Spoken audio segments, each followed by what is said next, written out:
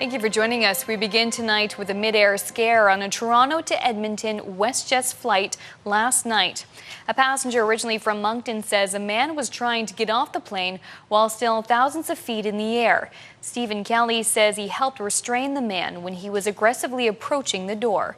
Here is CTV's Chanel Call. He definitely wanted to get out of that plane. He definitely wanted to die. Stephen Kelly was sitting 4 rows from the cockpit when he says a large young man walked from the back of the plane to the front. Twice he approached the flight attendant asking to get off the plane some 40,000 feet in the air. When he came back up the second time, then I knew right away that there was something was going to happen. It was the last stretch of a 4-hour flight from Toronto to Edmonton. More than 100 people were on board the Boeing 737. The stewardess looked over or around him and just said, "Can somebody please help me?" She kind of yelled it. Kelly says he and others stepped in right away. Jumped up, grabbed the guy, got his basic control of one arm and maybe his neck, I guess. We zip tied him and they brought him to the back of the plane and held him for about a half hour or so till we landed. When walking towards the front door of the plane, Kelly says the man was wearing a backpack. I mean, nobody wears a backpack 3 hours into a flight normally.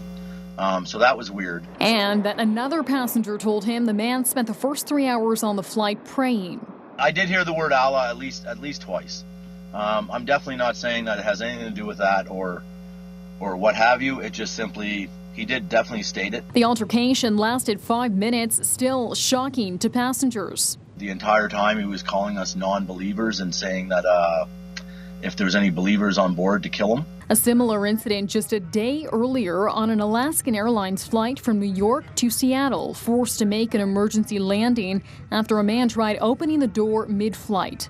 Kelly relieved the man on his flight was restrained before it was too late. I don't honestly know if he was going to go try to open the door. He definitely was moving towards the door. He was only a few feet away from it. That is CTV's Chanel Call reporting in Edmonton tonight.